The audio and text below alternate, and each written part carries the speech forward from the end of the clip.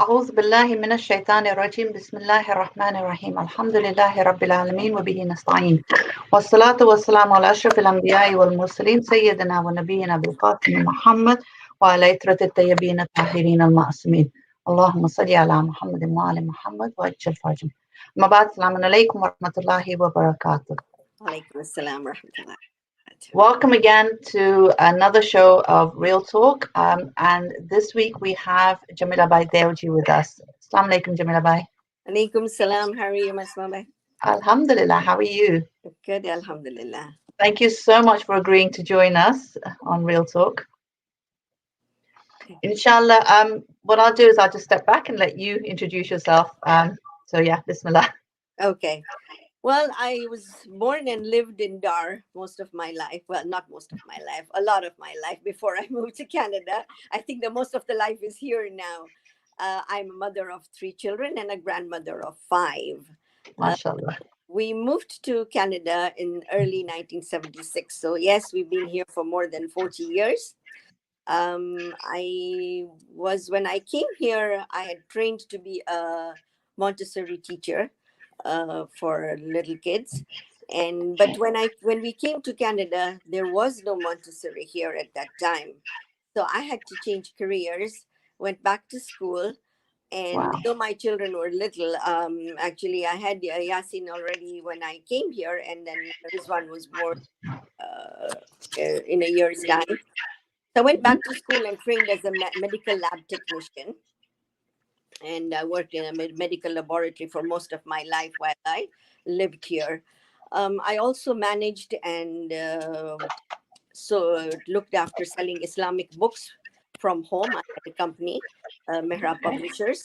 And Wow. My late father-in-law is an integral part of the company. He used to help me because there was no bookstore at the then mosques there here at that time. So at that time, sorry, I'm going to keep interrupting you. Yes, So I no apologize. problem. That's fine. At that time, there couldn't have been that many Muslims, let alone Shias there, right? There were not that many, but because of just before we arrived in 1976, the Uganda Exodus had happened already.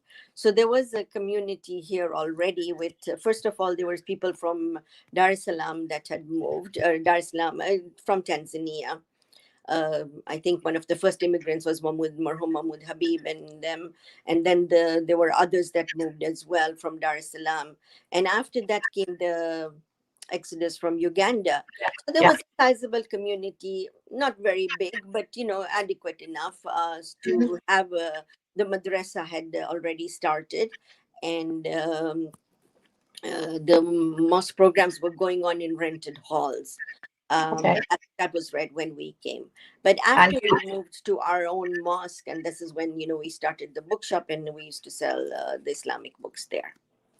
So you obviously saw that there was a niche there which needed to be taken care of, and you did that. Yes. Alhamdulillah. Yeah, alhamdulillah. And so pretty much involved in looking after the book business and all.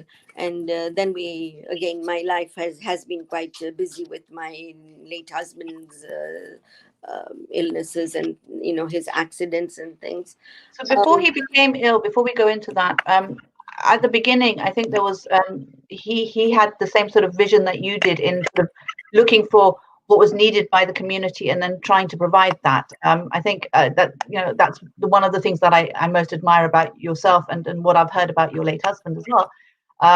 And he set up a camp, right, for the youth. So it started when he was we got involved in the madrasas that had already been established here in Toronto, and the one we got involved in was called the Eastern Madrasa, which was at that time run by the late Ada Ali Raza Mullah Nanji.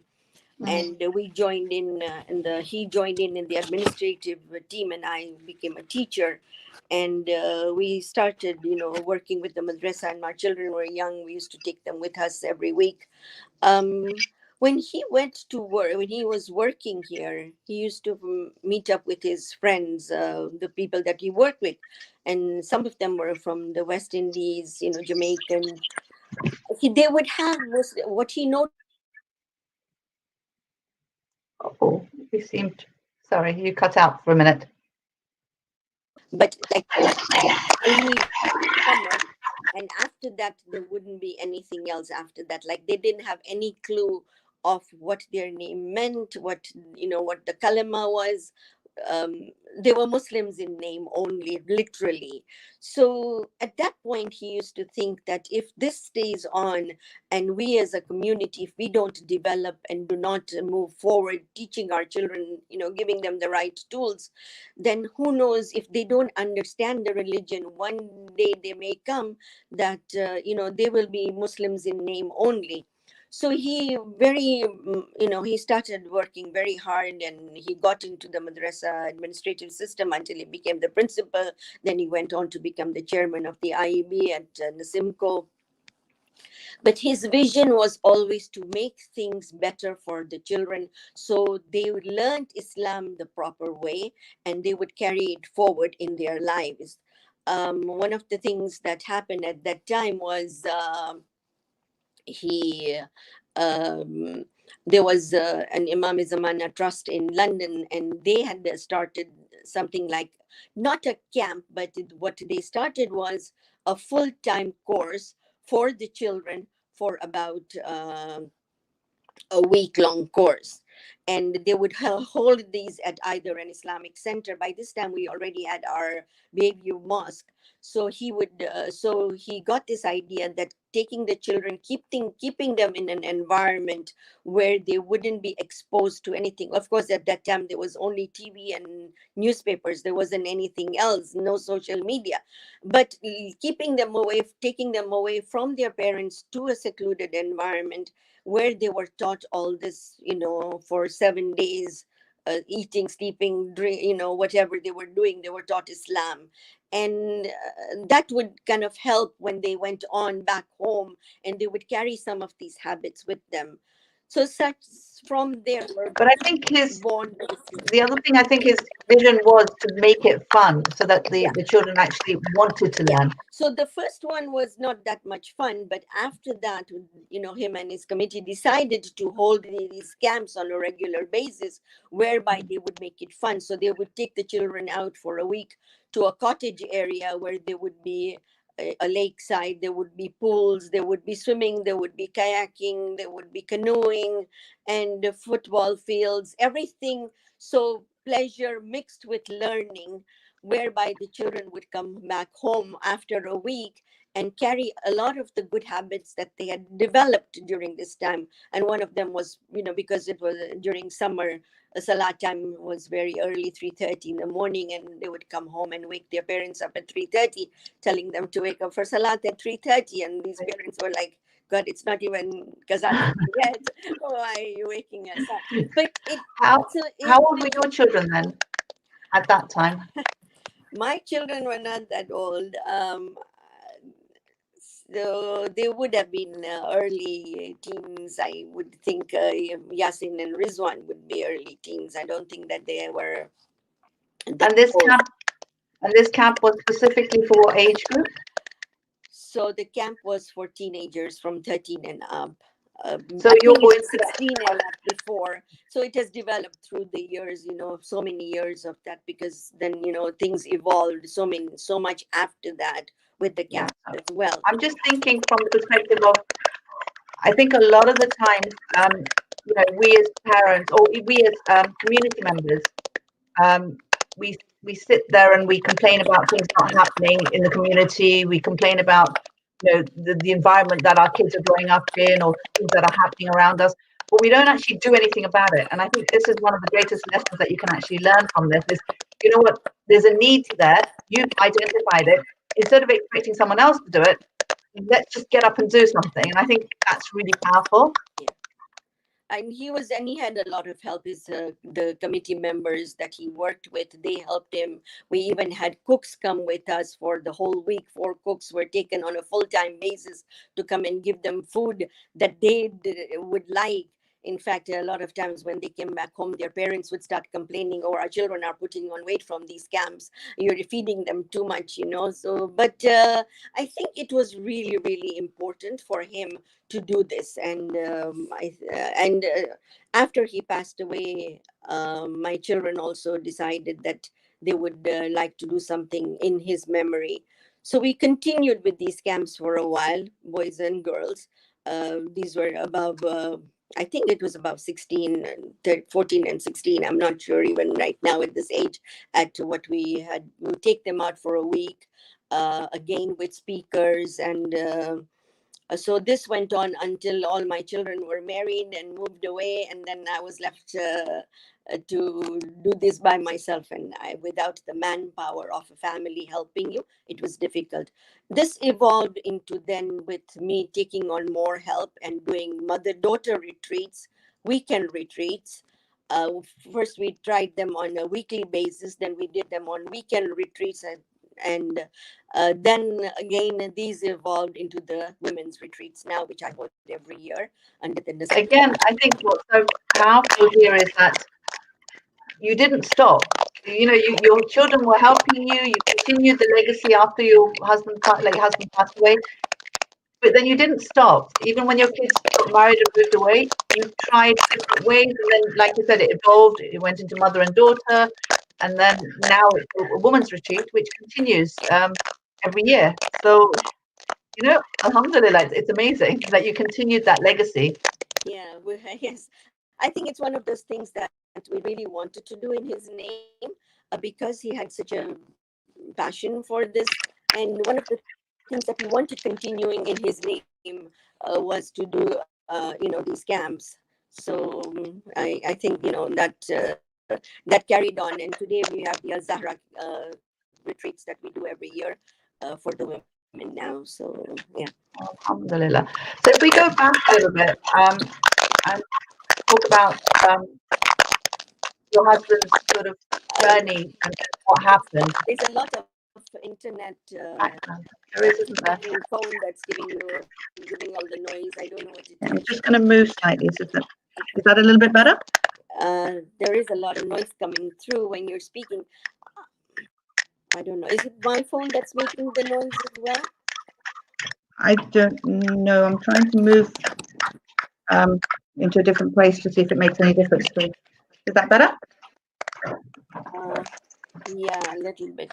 I've turned everything off here, so, but it's still, I think very, very choppy. Okay. Okay. I'm going to come here because the internet's making a lot of noise there. Okay. That's much better. I'm gone. Sorry.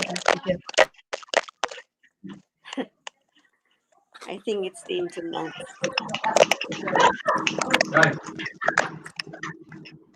There's too much noise. There is. Okay, Yeah. Jamila Bhai? Gee, I'm here. I think it's at your end. Can you hear me? I can hear you, but I can't see myself, or I don't know. Can you hear me? Yeah, I can hear you, but I can't see you anymore. Okay. I think maybe if you move why from don't where you I are? log out and log in again? Would that make a difference? Can I do that? Yeah. Yeah, Yeah, you can try. Okay. The noise is coming from here. The noise is from the UK side. Is your internet? Can I try doing it on hotspot? Yeah. Try hotspot because, sorry, just give us just a couple of minutes just to sort out the noise problem, and inshallah we will be back with Jamila Bhai as she's logging back on. No idea. PM. What's the end? 2G or 5G? Huh? What's the end? 2G or 5G? 2G. Try using 5G. Which is this one? Yeah. Network. GUX. Huh? GUX. GUX. KTY. KTY. QY. Sorry, I'll clip one. Sorry. Will it work upstairs? Yeah. Okay. Okay. Yeah, that seems a little bit better.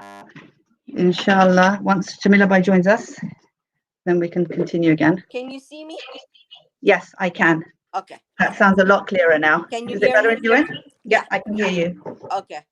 Perfect. Okay. Okay, sorry. Let's go back to, okay, so do you want to talk about a little bit about your late husband's journey? Yeah. So my husband used to work in a factory where they made plastic and foam containers for, if you've been, you've been to Toronto, you've seen the McDonald and the Tim Horton containers where they have a plastic, they have a foam cup and they have a plastic lining on top. So he used to be working in the laboratory there as a supervisor, as a plant chemist.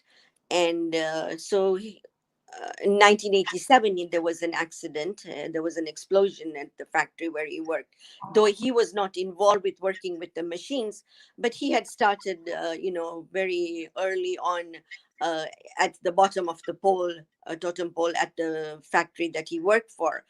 He started working as a security guard and then a forklifter and garbage collector. So he built his way up and he knew how to run the machines. And this day on December 9th, as he was walking through from his laboratory to get his, go for his coffee break, he was asked by one of the technicians who was short staffed to help him hook the machine up. And as he helped him hook the machine up, there was the temperature reading on the machine was wrong. There was something wrong with it, and there was a band of hot and cold plastic liquid that met at one point, which caused an explosion. That explosion that happened was that there was a metal rim around that plastic that pipe that was holding the plastic, and as it exploded, the metal part caught him on his left arm and ripped his left arm off, and the hot plastic poured all over him. He got third-degree burns, and he was very badly burnt, and they couldn't save his arm. His arm had to be amputated at that point. He was quite ill. Um, so, sorry, just a minute. And so that was a long way to recovery again for him from this So accident. he actually lost his whole arm, his whole left arm. His whole left arm was ripped off, yes, by the machine. Wow. That explosion that happened was so severe that it just ripped his arm off. Just give me a second, okay? I think that there's some disturbance caused by my phone as well, and the resting on things. Okay. So yeah, and so it was a long way to recovery from that. He was taken into rehab because they had to teach him how to live with one arm, to manage everyday life, uh, to and it was a challenge. Uh, Again, that must have been quite tough on you and the children as well, because obviously, it was very, yeah. emotionally, it must have been tough for him and for you guys as well. It was one of the first incidents in our life that that happened. My son Yasin was about 12 years old. Shaista was only 5 at that time. Yeah, Rizwan was about 10 years old. And yes, it was a very traumatic experience for all of us. I had never, up till that point, I had never really driven on the highways here. Now I had to go visit him in the hospital, go through to, drive on the highways. Then he was taken to a rehab center where he lived there for the weekdays, and he would come home for the weekends. He was allowed to come home, and where he lived in the rehab, they had to teach him how to live life again. So again, they tried to give him a prosthetic arm, but the amount of arm that was left, in fact, the bone was so less that the only prosthetic arm they could give him was mechanical. They couldn't even give him an electrical arm, to go about. So he had to start learning to live life all over again with one arm, go back to work and work with that one arm. But the thing about him was that he was very positive and very, very brave. He never ever faltered. He never let life take the better of him, even though he, had gone through such a big trauma in his life. He accepted it. When he was asked, in the hospital, because the rehab where he was, there were a lot of patients who were amputees, and at one point, the nurse asked him why he wouldn't even grieve about his arm, and he said, well, it's not mine. It was given to me by Allah, my God, and Mashallah. if Allah wants to take something away from me, then it is his right to do so. Wow. So Mashallah, that's amazing. yeah, so alhamdulillah, and he coped well, and he learned how to cope very well with whatever he was doing. um Unfortunately, they say lightning doesn't strike twice in the same place, but it did. So, but what happened also was that in between his first accident with his arm and his second accident where he fell down, and because of his imbalance, he he couldn't balance himself. He was in a parking lot. He fell down, hurt his head, and had a head injury. Wow. This head injury lasted in him, first of all, being in a coma for 6 months, sorry, 3 months. And second of all, he lost the ability on the right side of his body. So hang on, So, let me just get this clear. So he had an accident at work where he lost his left arm, and then he went to rehab, and he sort of got back to normality as much as is possible. yeah, He started working again, yes, he did. He went and to the then same how place. much later did he then fall? How long after? So about 9 years later, he Okay. So just nine as years. life was getting normal, well, as much as it could, So then 87 was when he had his arm accident, and Mhm. 96 June 1st was he had his second accident where he fell down, and he had this head injury. He was in a coma, and when he woke up, he was like a baby because he didn't have a left arm. The right side of his body was paralyzed. So it was like a baby waking up. He couldn't even hold his neck up. He had to be taught how to hold his neck up. He had to be taught how to sit, from sleeping to sitting. But because now he was totally disabled, he needed all the help that he could, that, we had to give. If he was lying down, we would have to help him sit up. If he was sitting up, we would have to help him stand up. because Um, the side that was good was the side that had lost the Yeah. arm. Yes. Yes. Okay. Yes. The And how side. old were your children at this time? How old were my children? They were all still. They were not in university yet, but they were still young. 10 years later, I would say. So about in their early 20s, maybe. Yeah. Yeah. Yeah. Okay. And then And we so, but what happened was that in between the two accidents was something. His became ill. Something that came to light that he had been carrying with him, an illness that he was carrying with him, something that was rare. Upon on his birth, he had a condition whereby his portal vein got blocked. In Africa, a lot of babies, or I don't know, maybe even here, you get an infection in the umbilicus. The infection in the umbilicus caused his portal vein to get blocked, the portal vein that supplies the blood to the parts of the body, the digestive system. And when that got blocked, um, I guess Allah wanted to give him life, because people lose their lives at that point. But Allah wanted to give him life. And what happened was that a whole host of varicose veins grew inside his digestive system, which managed to supply blood to his digestive organs. So though the main portal vein was blocked, you know, Allah in His mercy gave him this relief that the blood would flow into all his other organs. But the thing is that nobody knew about this.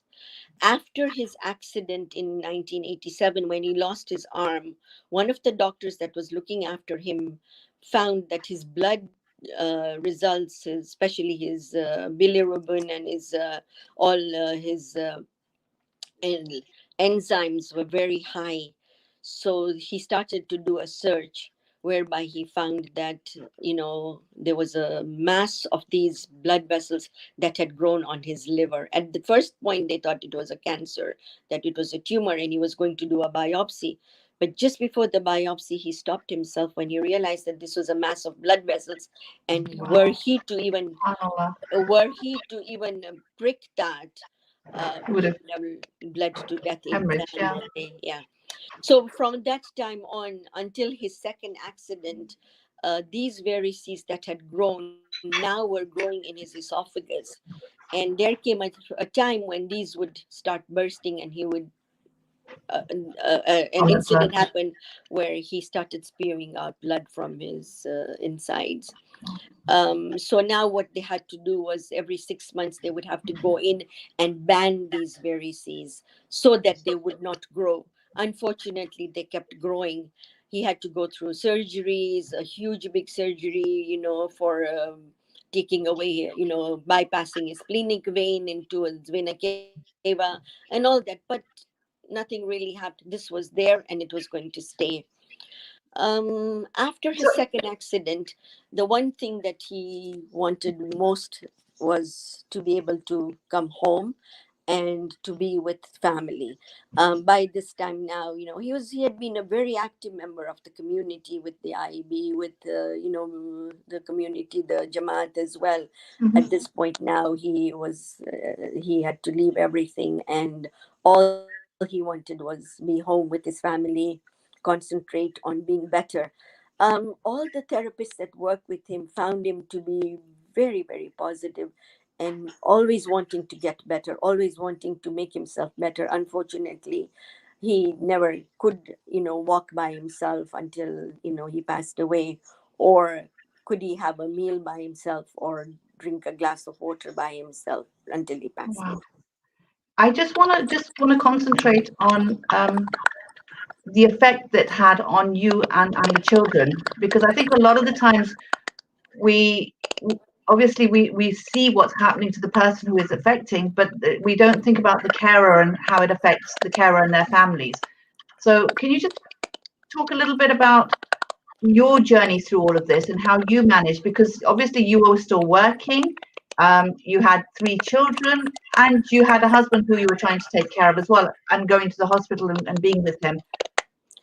Can you just talk a So little bit about that? I the thing is that when you're going through things like that, you don't really think. Your Mm, adrenaline pumps. Things have yeah. got to get done. Things have got to be, taken care of. That's all that matters.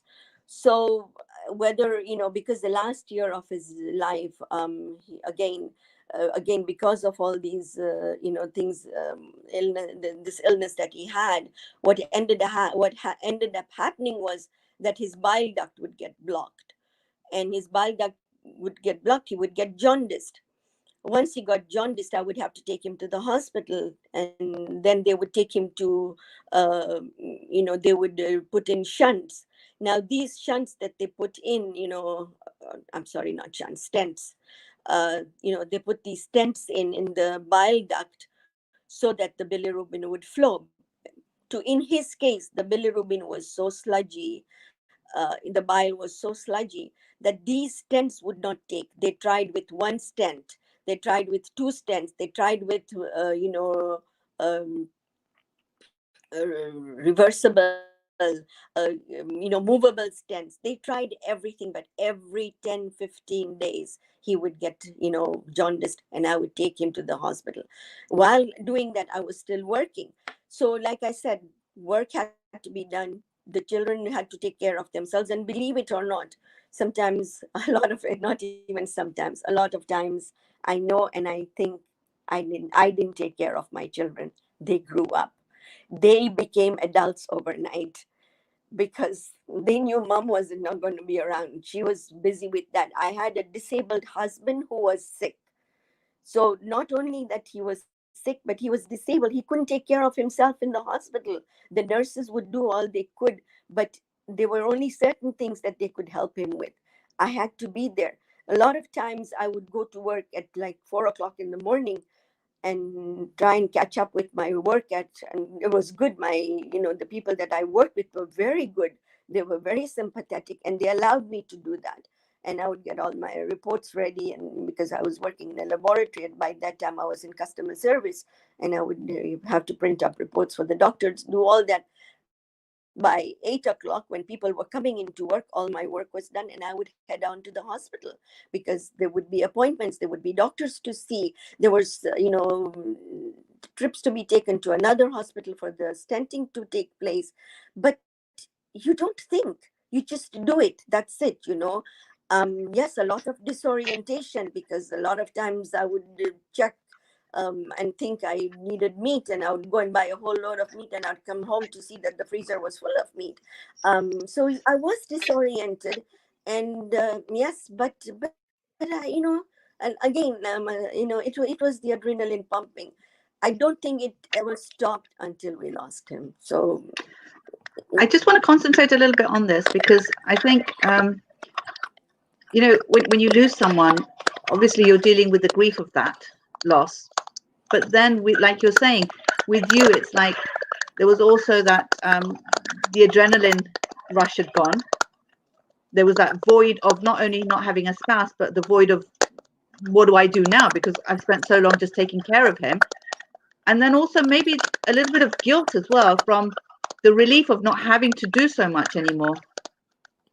So it was around the 3rd or 4th of Muharram, and he was in the hospital. And just a month before that, during the month of Zilhaj, was when the doctor had called me and asked me, what were my final instructions for my husband. And I'm like, what do you mean? What is it that you want to know? And her question was, there's something called DNR. I honestly, I had never even known that there was something called DNR, do not resuscitate. And she explained to me, and I said, I would have to talk to my, you know, I don't know what Islam says about DNR. Are we allowed to do that, or should I? And then she explained how he would have been put on, have to be put on machines and all that. So with all consideration, and especially because my father-in-law was still there as well, I would have to talk to him, talk to my children. And so then we decided that we would not put the DNR for him because that was the best thing possible. And a month later, on the 3rd or 4th of Muharram, was when the doctor called me and said that he had reached the end of his rope and he needed to be either put in a palliative care unit or taken home. And because he was always anxious about coming home, we decided to bring him home for the rest of whatever time he had left. And we brought him home, and Alhamdulillah, I think that was one of the best things that we did, because we all got to be around him, do things for him, pray, recite duas, whatever we wanted to, and in our own ways say goodbye. How long was he with you at home? Another month. On the 3rd of Safar, he passed away. So another whole month he was at home. Um, but and while he was home, there were times when I would take long walks, just to clear my, my head, and I would pray to God at that time because I couldn't bear to see him. I'm so sorry. I know this is really, really difficult for you. But it wasn't that I was asking that he be taken away from me. That was not why I was. I hated to see him suffer in those last days. It's a very difficult time.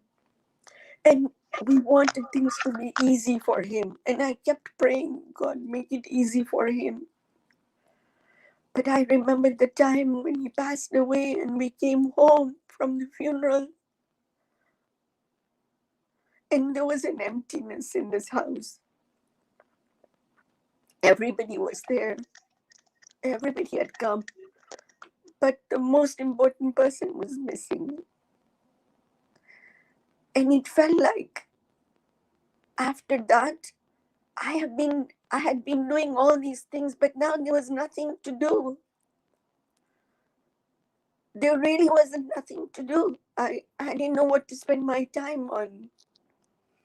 And I'm sure at that time it must have been very, very difficult to focus as well. It was for the longest time, believe it or not. Yeah. I thought it wouldn't be that, it wouldn't take that long. Maybe, in a year or 2 years, maybe I'll do the things that I want to do. Maybe I'll go back to school. Maybe I'll do this. Maybe I'll do this.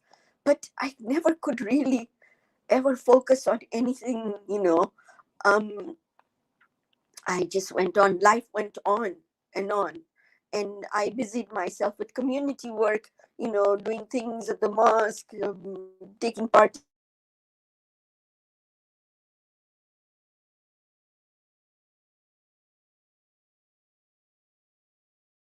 for the longest time. I don't think I ever really. Sorry, Jamila, we lost your mic system. Just could you just sorry? Sorry, can you hear me? Yeah, now I can. Sorry. Yeah. It took a long time, and again, I think a lot of it is because the downer that you feel once the adrenaline rush is over is really difficult to get past. And I think it's not just if you can even think of it from something very small, like when you're doing some sort of project or you've got a deadline, the adrenaline rush keeps you going, but then the downer that you feel after that adrenaline rush really, really hits home. And it's if you don't realize what that is, it makes it very, very difficult to cope with.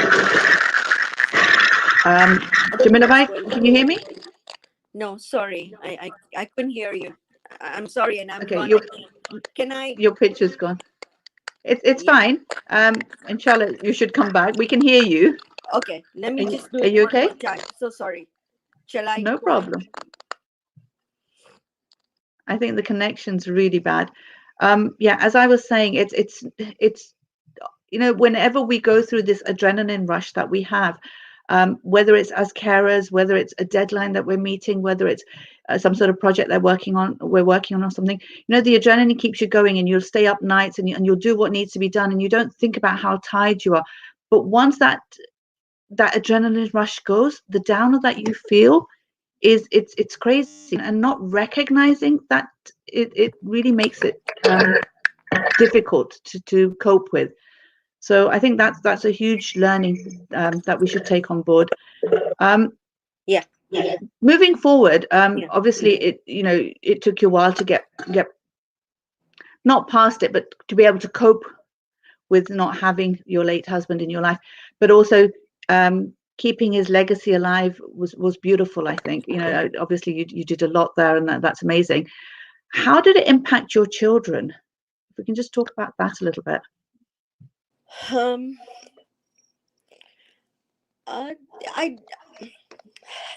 a bit difficult. Yeah, I think it is. I'm sure. think about it, and Yeah, no, I'm sure. I'm sure.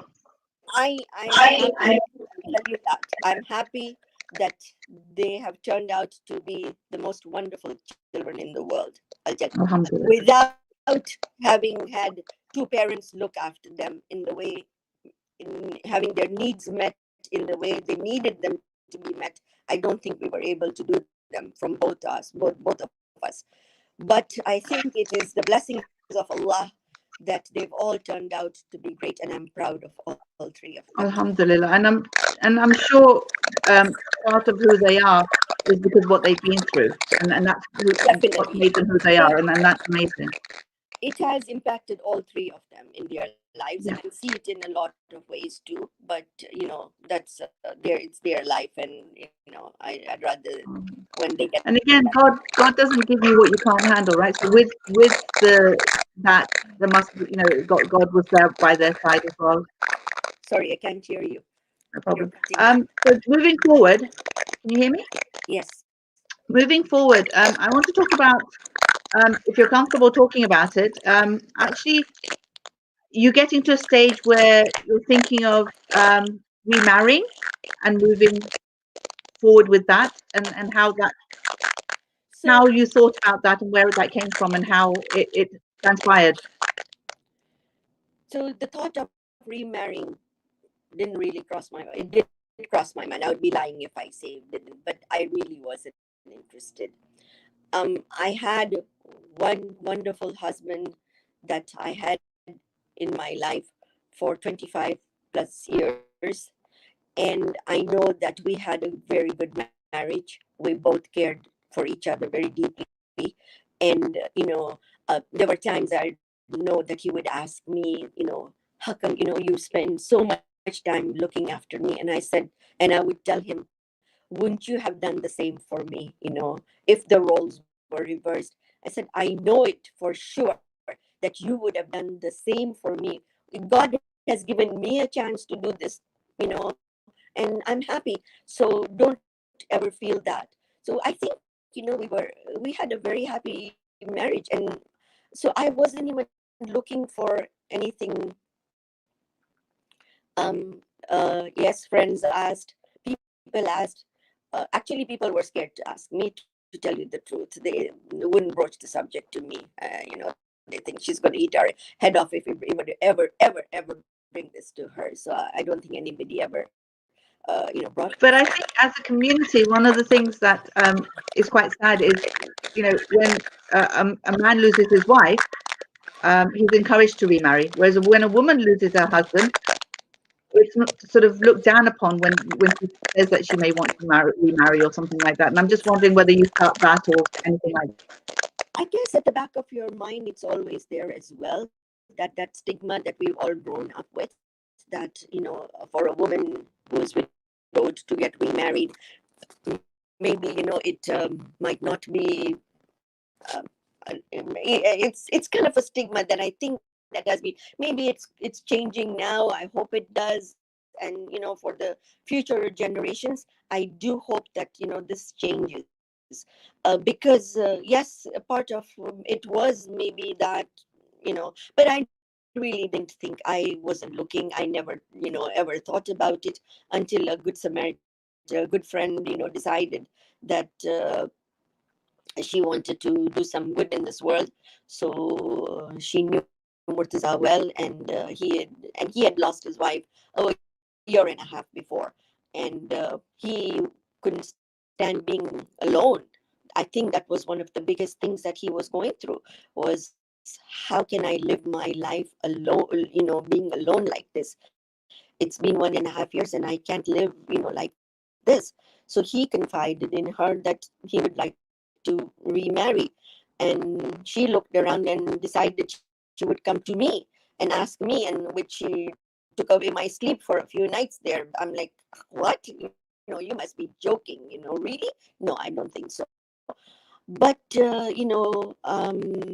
giving it more thought, talking first of all to my children, and I don't talk to anybody else, about these things except my children first of all, because I think that they are in a position to guide me more than anybody else, because they have seen more of me. They have seen more of what my troubles have been, of what my anxieties, whatever it is that I have been through. I think my children have lived through those with me through thick and thin, and they know me well. And they all came and said, why not? I mean, why would you say no? What is the matter with you? Why are you, not taking this step? And I'm like, I don't know. I don't want to do it. The simple answer was, I don't want to do it. It's not a good enough reason. If there is somebody out there who wants to get married to you, then, it is Allah's this thing that you should think about it and take the step for a better future for yourself as well.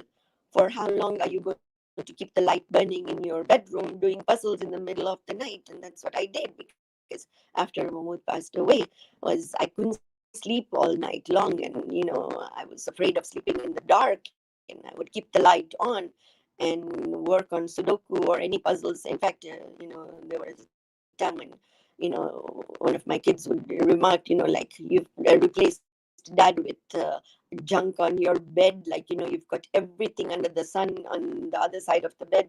What are you planning to do? So yeah, I took the big step of saying yes, and I did it on the 23rd night of Maha Ramadan. I had gone to before he had even proposed. I had decided I had to take this trip to Iraq for the ziyarat of Abu Abdullah, and I wanted to be in the haram of Imam Ali and Masjid Kufa on the 19th and the 21st, 23rd nights of Maha Ramadan.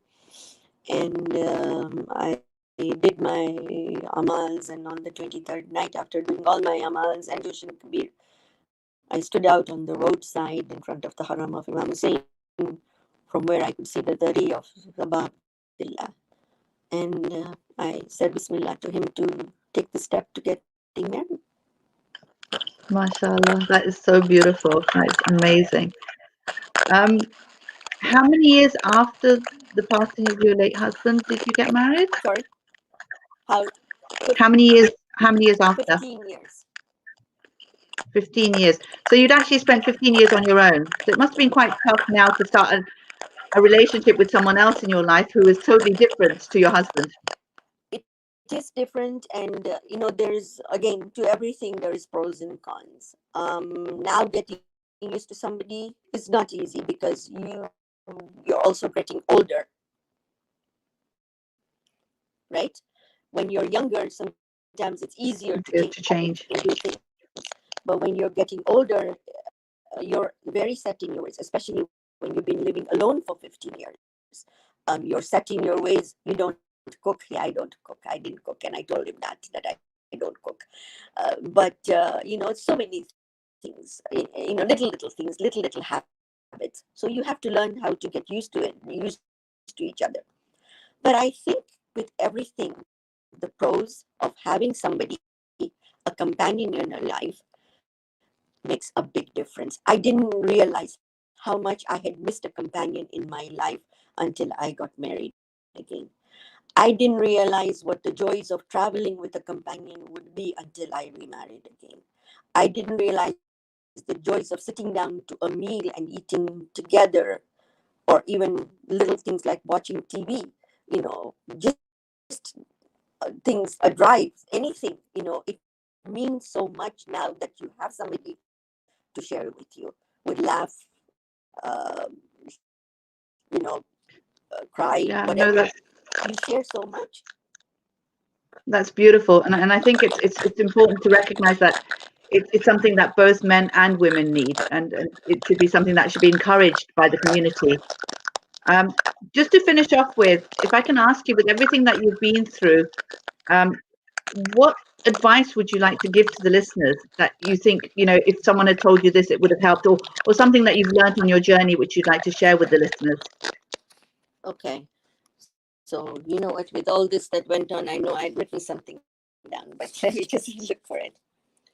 So, some of the things that I learned was, one of the things that my life was sort of on an autopilot. I had no control over anything. Everything ran on its own. Allah was the master of running everything. There was not a day, not a second, not a minute in my life where I felt, you know, I could make decisions, or yes, decisions you can make, but there's an a part where there is no control. It's not in your hands. Whatever we went through in my life with my husband, I know that there is Allah that was controlling everything. I don't think I had any part of doing that. Keeping that faith, having that patience, um, you can go through life, getting frustrated. And yes, I was frustrated and have been frustrated, and I know a lot of times, you can look back and say that you were not, but you are frustrated. and you do. But what did it end up to be? Nothing, right? What did that frustration do? It didn't give me anything. I had to live I had to live the life that was given to me, and that is still given to me. I have to live it in the best way possible. I cannot shun it. I cannot say no. I'm not going to do it this way because you know that's not how it's done. It's not. It's there is a life. Allah has said you lead it in the best way possible for my sake, if for nobody else's sake. So I suppose what you're saying is don't fight it. Know that God's in control, and just go along with that and make the most of that life, because God, in His wisdom, has given it to you. That's right. He knows. I mean, what do we know? And He, in His wisdom, knows what is best for us. One of the other things that I wanted to say was that, like, how we continued doing things in His name in a little way because we felt that He had a passion. And I think more than anybody else, I feel, if that passion of His would result in even one person becoming a better Muslim, a better Shia, a better person out there, why not? Why, why stop yourself? Move ahead with it. So the struggles are there. I don't think that those are these struggles are what should hold people back in doing the things that they want to. And I think that's a beautiful lesson, because I think a lot of the times we get so caught up in the loss that we don't remember the life that they led and try to sort of live that, continue that life of theirs, the lessons that they taught us being in our life. I mean, he fought all his life for the betterment, the betterment of the children, the betterment of the community. And I could have had thrown my hands in the air and said, I don't have the strength, I don't have the energy. So if one didn't work out, I moved to another, mother and daughter. And mother and daughter, okay, the daughter said, now we're tired of traveling with our mothers, we don't want to do this anymore, we're doing it for the women. And I feel that even if one person out there learns something and moves on with their life,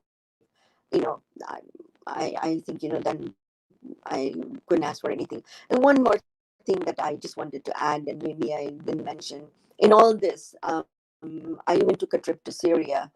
My children were there, and they wanted me to go and study Arabic there. And I did take because I thought maybe that's one of the things that I would like to do. The unfortunate or I can't say, because I couldn't stay long there. I would have to come back. I kept coming back every 3 months because I have elderly parents who I still take care of right now. And I would stay there for 3 months, come back, visit with them for a couple of months, go back again for 3 months. And I did a whole host of those trips there. Um, yes, again, like I said, you do what you want to do. Don't hold yourself back. But then there are Allah gives you other responsibilities sometimes. And like I said, if I didn't have my husband to look after, I still have my parents and I still look after them. And thank Allah for Murtaza coming into my life, or he helps me look after them as well.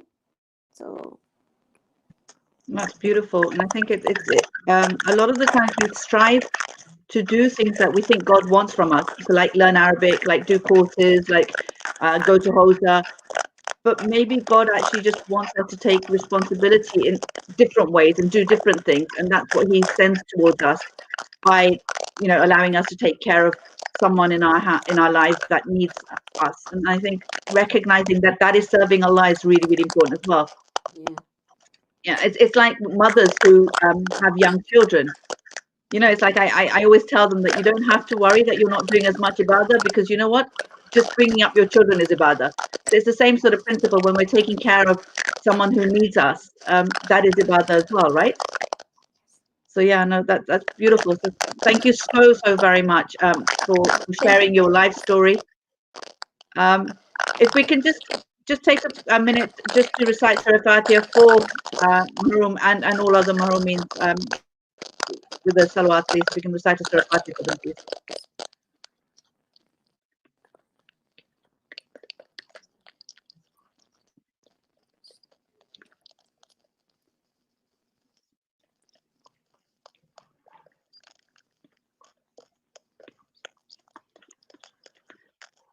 Thank you very, very much for sharing your life with us and being so open and giving us your advice and what you've learned from your life. It's been very, very powerful. Thank you so much. For having me. Thank you for the. Inshallah. Hope to see you next year for camp. Inshallah, inshallah. Let's hope this COVID goes away so we can start going back to our. Inshallah, yeah. I'm missing it this year. Inshallah. Thank you everyone for joining us on Real Talk. Inshallah, next week will be the last week where we will be talking to Memunabai Azim on her journey where she loses her spouse and brings up her children on her own and how she manages to do that. So please join us next week, inshallah, with Memunabai Azim on Real Talk. Wassalamu alaikum wa rahmatullahi wa barakatuh.